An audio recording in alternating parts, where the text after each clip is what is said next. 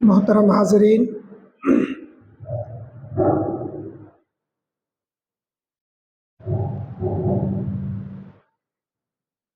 ابھی آپ نے سنا کہ ہمارا آج کا موضوع ہے رائے مشورے کی اہمیت۔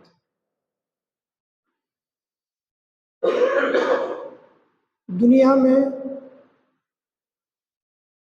مختلف مذاہب ہیں، مختلف خاندان ہوتے ہیں، مختلف قبیلے ہوتے ہیں۔ ملک بھی ہیں مختلف قسم کے ممالک، اور وہاں مختلف مذاہب کو ماننے والے بھی ہیں۔ ہر ایک کا ایک مزاج دینی اعتبار سے، اخلاقی اعتبار سے، تہذیب اور تمدن کے اعتبار سے مختلف حوالوں سے، لیکن رہن سہن معاملات وغیرہ کے حوالے سے اسلام نے مسلمانوں کو ایک مزاج دیا ہے۔ وہ مزاج ہے شورا کا مزاج، رائے مشورے کا مزاج۔ سورہ بقرہ میں اللہ تعالیٰ نے حضرت آدم علیہ السلام کی پیدائش کا تذکرہ کرتے ہوئے فرمایا، وَإِذْ قَالَ رَبُّكَ لِلْمَلَائِكَةِ إِنِّي جَاعِلٌ فِي الْأَرْضِ خَلِيفَةً قَالُوا أَتَجْعَلُ فِيهَا مَن يُفْسِدُ فِيهَا وَيَسْفِكُ الدِّمَاءَ وَنَحْنُ نُسَبِّحُ بِحَمْدِكَ وَنُقَدِّسُ لَكَ قَالَ إِنِّي أَعْلَمُ مَا لَا تَعْلَمُونَ۔ اس وقت کو یاد کرو جب آپ کے رب نے فرشتوں سے کہا کہ میں زمین میں خلیفہ بنانے والا ہوں۔ فرشتوں نے کہا اللہ تعالیٰ سے کہ کیا تو زمین میں ایسے لوگوں کو رکھے گا، پیدا کرے گا جو فتنہ اور فساد برپا کریں گے، خون بہائیں گے، اور ہم تو تیری تسبیح کرنے کے لیے، حمد و ثنا کرنے کے لیے، پاکی بیان کرنے کے لیے ہے۔ تو اللہ نے فرمایا کہ میں وہ جانتا ہوں جو تم نہیں جانتے۔ یہاں بات یہ نہیں ہے کہ اللہ نے انسان فرشتوں سے مشورہ کیا، نہیں، اللہ نے اپنے ایک اقدام کا ذکر کیا، فرشتوں نے اپنی ایک رائے، اپنے دل میں جو بات کی وہ پیش کی، اور اللہ تعالیٰ نے اللہ تعالیٰ کے جو مقصد تھا، اللہ تعالیٰ نے اس مقصد کا ذکر کرتے ہوئے بتایا کہ بھی اللہ کی سوچ الگ ہے اس معاملے میں، اللہ تعالیٰ کے فیصلے اس معاملے میں الگ ہیں، یہ بات بتائی۔ اس سے ایک بات جو سمجھ میں آتی ہے وہ ہے مزاج۔ تو امت کو جو مزاج اللہ تعالیٰ نے دیا ہے، خصوصاً مسلمانوں سے جو جس بات کا تقاضا کیا گیا ہے وہ ہے شورا کا مزاج۔ قرآن مجید میں مشورے کی اہمیت بتانے کے لیے اللہ نے ایک سورت کا نام ہی رکھا سورہ شورا۔ اور حیرت کی بات یہ ہے کہ یہ سورت جو ہے یہ مکی سورت، مکے کے زمانے میں، جبکہ اسلام ابھی ابتدائی مرحلے میں تھا، بہت سے مسائل تھے مسلمانوں کے سامنے، بڑی پریشانیاں تھیں، ان کی جان خطرے میں تھی، مال خطرے میں تھے۔ ایسے موقع پر اللہ نے جو تعلیم دی، ان تعلیموں میں سے بڑی تعلیم کیا ہے؟ مشورے کی تعلیم، کہ تم کوئی بھی معاملہ کرو تو مشورے کے ساتھ کرو۔ قرآن مجید میں جیسے سورہ شورا آیت نمبر 38 میں اللہ کا ارشاد ہے، وَالَّذِينَ اسْتَجَابُوا لِرَبِّهِمْ وَأَقَامُوا الصَّلَاةَ وَأَمْرُهُمْ شُورَىٰ بَيْنَهُمْ، کہ اللہ تعالیٰ اس آیت میں فرماتا مسلمانوں کا کے حوالے سے، مسلمانوں کے جو مزاج ہے یا مسلمانوں کی جو خصوصیات ہے ان میں سے کہ وَأَمْرُهُمْ شُورَىٰ بَيْنَهُمْ، کہ ان کے معاملات آپس میں مشورے سے طے ہوتے ہیں، ان کے معاملات آپس میں مشورے سے طے ہوتے ہیں۔ خود اللہ کے رسول صلی اللہ علیہ وسلم کو حکم دیا گیا کہ آپ وشاورہم فی الامر، کہ آپ اہم معاملوں میں جو ہے اپنے صحابہ کرام سے مشورہ کرو۔ جب مشورہ کرنے سے، حالانکہ رسول جو ہوتے ہیں بے نیاز ہوتے ہیں، ان کو کوئی ضرورت نہیں ہوتی، اللہ کی طرف سے ہدایت ہوتی ہے، اللہ کی طرف سے رہنمائی ہوتی ہے، لیکن اس کے باوجود رسول کو جو حکم دیا گیا وہ مشورے کی کیا اہمیت ہے، وہ اہمیت کو بتانے کے لیے ایمان اور نماز کے ساتھ مشورہ کرنے کا ذکر جو سورہ شورا کی آیت میں ہے، اس سے بھی معلوم ہوتا ہے کہ رائے مشورے کی کیا اہمیت ہے۔ اس وقت ہمارا ایک سب سے بڑا معاملہ یہ ہے کہ عملی زندگی کی بہت سی چیزیں جو ہیں وہ اسلامی مزاج کے حوالے سے ہم نا بھول چکے ہیں۔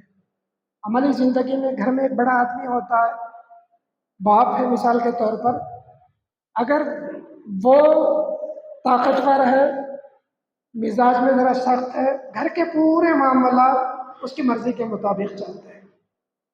گھر میں خاتون ہے، ڈومیننٹ پرسن ہے، وہ اس کے اندر مضبوطی ہے، تو وہ شوہر پر بھی حاوی ہوتی ہے، گھر کے افراد پر بھی حاوی ہوتی ہے، اور سارے معاملات اس کی مرضی سے چلتے ہیں۔ لیکن یہ معاملہ کہ بھائی گھر سب کا ہے، گھر میں شوہر ہے، بیوی ہے، ماں باپ ہیں، ان کا بھی گھر ہے، بچے ہیں ان کا بھی، یہ پورا مل کر ایک خاندان بنتا ہے۔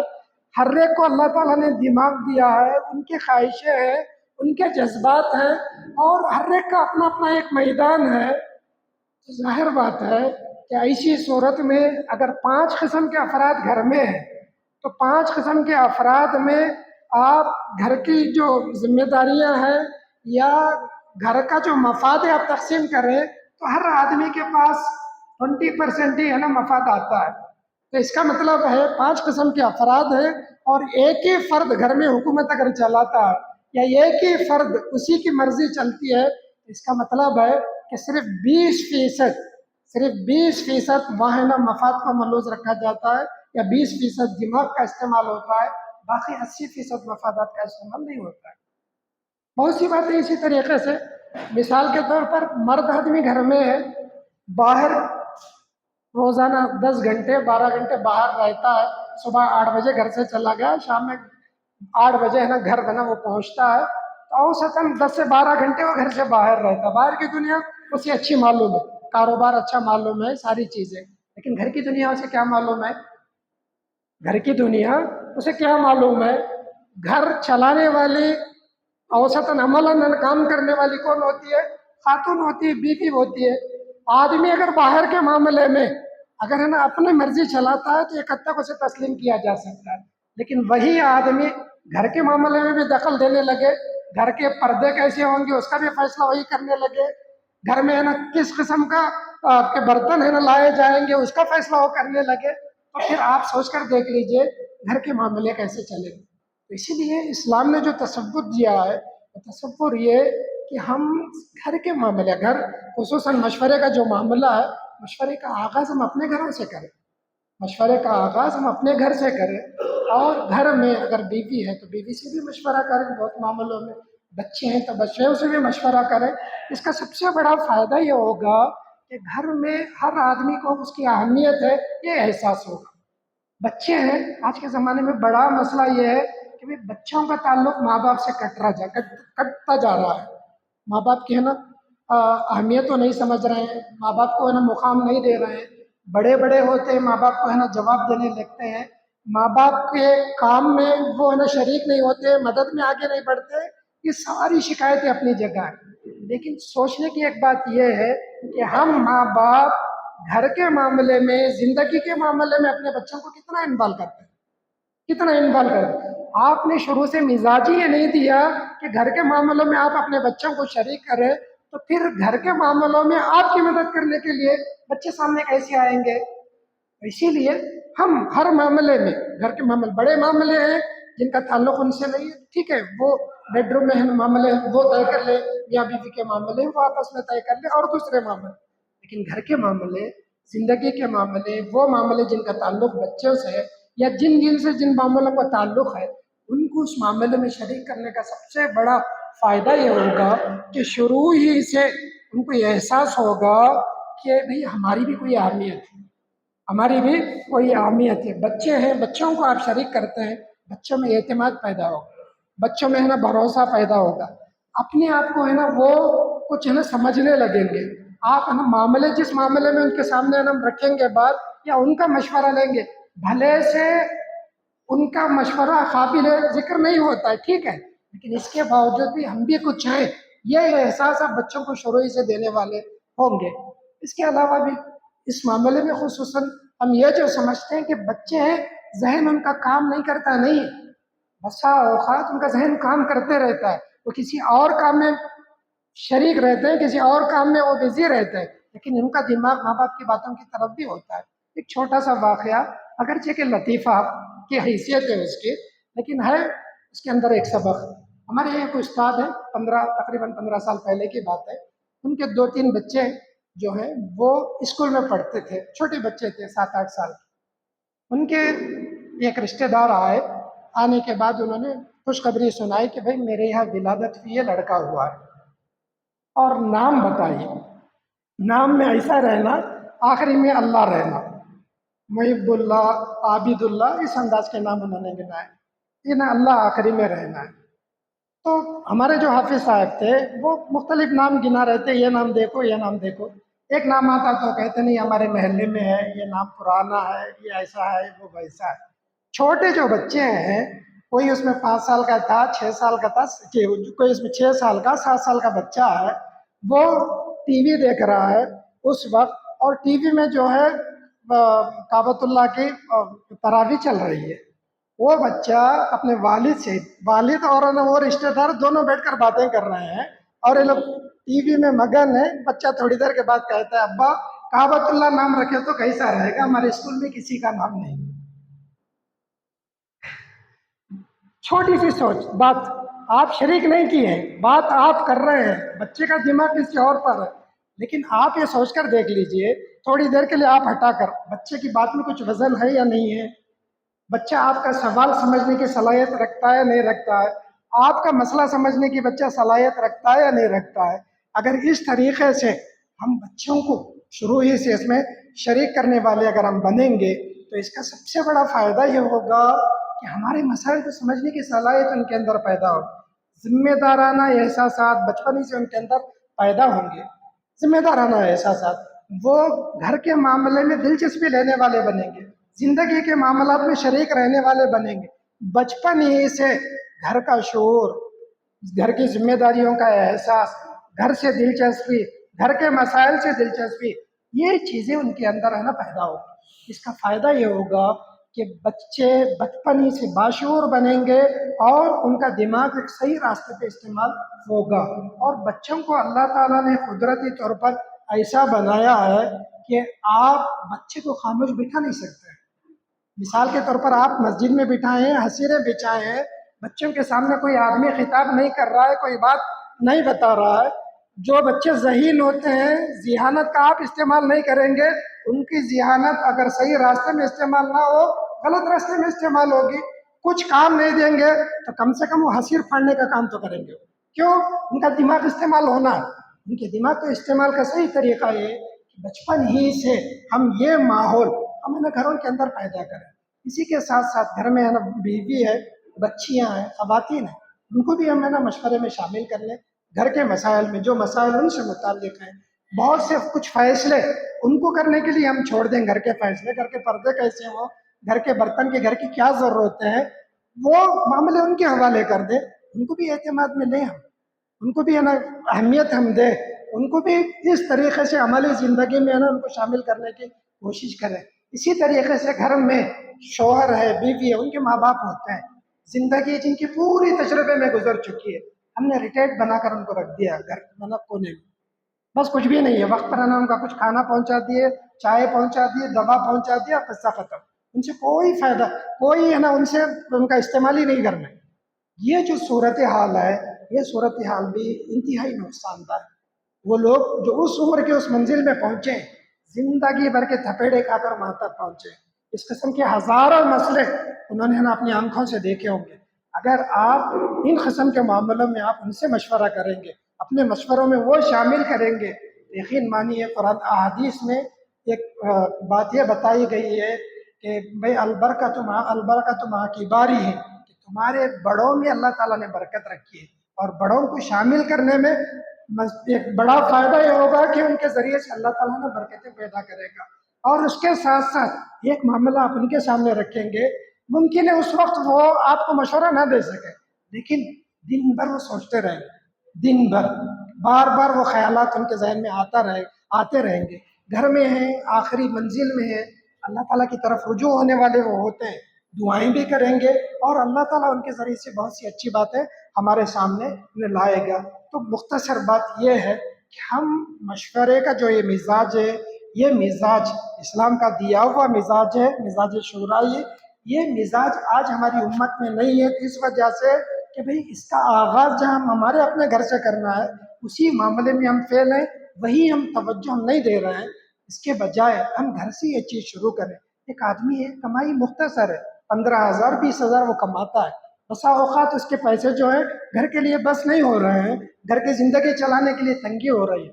ایسی صورت میں یہی مسئلہ ہے، یہ مسئلہ لے کر اگر ہم میاں بیوی دونوں بیٹھے، باشعور بچے بچیاں ان کو شامل کر لیں اور منصوبہ بنائیں گھر کا مشورے کے ساتھ کہ بھئی ہم ہے نا کھانے پینے کے معاملے میں کتنے اخراجات کریں گے، بچوں کی تعلیم کے لیے کتنا، اور فلاں اور فلاں، یا ہمارے جو پیسے ہیں پیسے کن معاملوں میں ضائع ہو رہے ہیں، یا اگر ہے نا بھائی میڈیکل کے معاملے میں ضائع ہو رہے ہیں، علاج و معالجے کے معاملے میں اس کو اور سستا کیسے بنایا جا سکتا ہے، غیر ضروری اخراجات سے کیسے بچا جا سکتا ہے۔ اس قسم کے جو سوالات ہیں یہ مشورے سے حل ہو سکتے ہیں، گھر کا بجٹ ہے نا ہمارا بچ سکتا ہے، منظم زندگی ہماری ہو سکتی ہے، اور ہماری زندگی میں سب سے بڑی بات یہ مشورے کا جو مزاج ہے، یہ مزاج ہمارے اندر پیدا ہو سکتا ہے، اور اس کی برکتیں ہم ہے نا دیکھ سکتے ہیں۔ مشورے کا ایک بڑا فائدہ یہ ہوتا ہے کہ یہ چیز فیصلہ سازی میں، بہترین فیصلہ کرنے میں یہ چیز معاون بنتی ہے۔ بسا اوقات سب سے بڑی بات یہ ہے کہ اللہ تعالیٰ نے ہر انسان کو الگ الگ صلاحیتیں دی، الگ الگ صلاحیت۔ ایک آدمی بچے اگر گھر میں 3 بچے ہیں، ایک بچہ صرف ہے نا پڑھنے میں لگا رہے گا، یاد کر لیتا ہے جلدی، لکھنے میں پڑھنے میں اس کا ذہن استعمال ہو رہا ہے۔ ایک بچہ ایک چیزوں میں لگا رہتا ہے، کوئی چیز پھوڑنا توڑنا پھر اسے بنانے کی کوشش کرنا۔ ایک بچہ ہے لڑائی جھگڑے میں یا اس قسم کی دوسری چیزوں میں، یا کوئی ہے نا گھریلو کاموں میں ہے نا لگا رہے گا۔ آپ گھر کے معاملے تینوں کو آپ ہے نا شامل کرتے ہیں، جن چیزوں کا تعلق علم سے ہے، شعور سے، وہ بچہ اپنا اس معاملے میں فائدہ مند ثابت ہو سکتا ہے۔ کاموں کے جو معاملے ہیں، جو بس جس بچے کے اندر کام کرنے کی لگن ہے، وہ بچہ اس کے اندر ہے نا شامل ہو سکتا ہے۔ تو یہ اس طریقے سے یہ بہترین فیصلہ ہمارے سامنے یہ چیز ہے نا آ سکتا ہے، مسائل کے مؤثر حل ہمارے سامنے آ سکتا ہے۔ اور اس کا سب سے بڑا فائدہ یہ ہوتا ہے کہ تعلقات میں بہتری پیدا ہوتی ہے، ماں باپ کے تعلقات میں، بچوں کے آپسی تعلقات میں، ماں باپ کا تعلق بچوں سے، ماں باپ کا تعلق بڑوں سے، اس چیز میں ہے نا یہ تعلقات اس میں ہے نا مضبوط ہوتے ہیں، گھر کا ماحول ہے نا پرسکون ہوتا ہے۔ اور ان ساری چیزوں سے بڑھ کر تناؤ آج کے ماحول میں جو گھر کی وجہ سے انسانوں میں بڑھ رہا ہے، یہ تناؤ جو ہے یہ ہے نا کم ہو سکتا ہے۔ یہی معاملہ جو گھر کا ہے اسی کو آپ کسی تنظیم کسی تحریک کو آپ ہے نا دیکھ کر ہے نا سوچ لیں۔ مسجدوں میں کے بھی متولی حضرات ہیں، مسجدوں کے جو مسائل ہوتے ہیں کوئی بڑے مسائل نہیں ہوتے ہیں، کوئی بڑے مسائل نہیں ہوتے ہیں۔ ہمارے ماحول میں عام طور پر مسجدیں کیسی چلتی ہیں، یا تو وہ آدمی آ کر نا مسجد میں حکومت چلاتا ہے جو چندہ زیادہ دیتا ہے، یا متولی صاحب ہے ذرا ڈیمنیٹ قسم کے آدمی ہے، مضبوط آدمی ہے، تو وہ ایک حکم صادر کر دیتے ہیں، وہ معاملہ ہے نا چلتا ہے، یا اسی طریقے سے دوسرے سارے معاملے۔ لیکن مسجد کو جو لوگ آتے ہیں، مسجد میں کیا مسائل ہیں، مسجد کی کیا ضرورتیں ہیں، مسجد میں ہے نا کیا پریشانیاں ہیں، کن مسائل کو کیسے حل کرنے سے ہے نا معاملہ آسانی سے حل ہو سکتا ہے، یہ ساری چیزیں مسجد کو آنے والے جانتے ہیں۔ اور مسجد کو آنے والوں میں اگر 10 آدمی ہیں، 10 آدمی کی سوچیں الگ الگ ہو سکتی ہیں، لیکن ایسے موقع پر اگر ایک متولی ہے، مسجد کے ذمہ دار ہے، مسجد کے ذمہ دار آدمی اپنے مسائل، مسجد کے مسائل ان کے سامنے آتے ہیں، وہ اپنے طور پر مسائل کا حل ایک سوچ لے، لیکن ساتھ ساتھ مسجد میں بیٹھے، مسجد کے ذمہ داروں کو، مسجد کے ہے نا جو ارکان ہیں، مسجد کے جو مصلیان ہیں، سب کو لے کر اگر بیٹھے ہیں، مساجد کے مسائل پر بات کریں تو اس کا بڑا فائدہ کیا ہوگا؟ سب کو آپ بھروسے میں لینے والے بنیں گے، سب کو آپ اعتماد میں لینے والے بنیں گے۔ جو لوگ عام مسجد کا آدمی ہے، یہ ہے مصلی ہے، اس کو بھی آپ شریک کر لیتے ہیں، اسے بھی خوشی ہوگی، اسے بھی ہے نا مسجد سے لگاؤ ہوگا، مسجد کے مسائل سے اسے بھی لگاؤ ہوگا۔ آپ نے اسے جو اہمیت دی ہے، اس اہمیت کی وجہ سے وہ آپ سے قریب ہوگا۔ بسا اوقات اللہ تعالیٰ کس کے ذریعے سے کیا مسئلہ کس مسئلے کا حل نکالے کون جانتا ہے۔ یہ بڑا فائدہ مساجد سے لوگوں کو جوڑنا صرف بولنے سے آج کے زمانے میں معاملہ نہیں بنتا ہے۔ آج کا زمانہ انسانی آزادی کا زمانہ ہے، ایک زمانہ تھا آج سے 30 سال پہلے 40 سال پہلے کہ وہ زمانہ غلامی کا زمانہ تھا.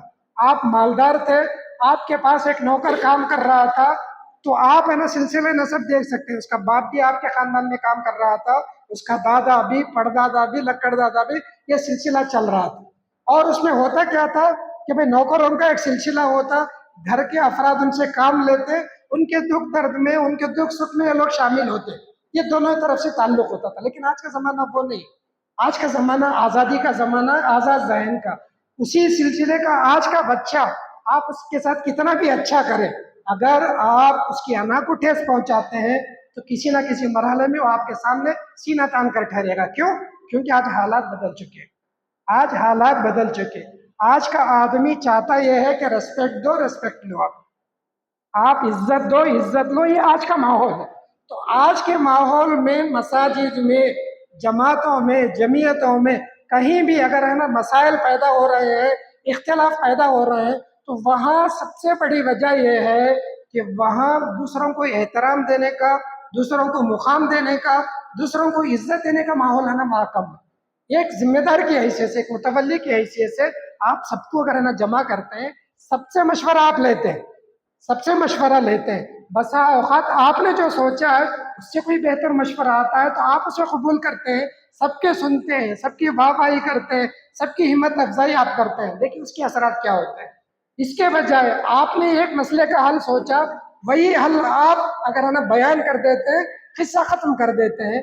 بات اگرچہ کہ کتنی ہی صحیح کیوں نہ ہو, لیکن جو پیغام جاتا ہے مسجد میں, جو پیغام جاتا ہے مصلیوں میں, وہ پیغام کیا ہے کہ متولی اپنے ہی چلاتا ہے.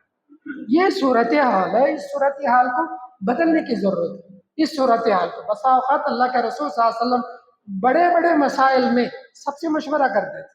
مثلا بچوں سے بھی مشورہ کرنے کی بات احادیث میں, خواتین سے مشورہ کرنے کی بات ہے نا احادیث میں. ایک بڑا موقع تھا صلح حدیبیہ کا کہ صحابہ اکرام عمرے کے لیے نکلے ہوئے تھے, کہ کفار اور مشرکین نے حدیبیہ مقام پر ہے نا ان کو روک دیا اور ہے نا وہاں جانے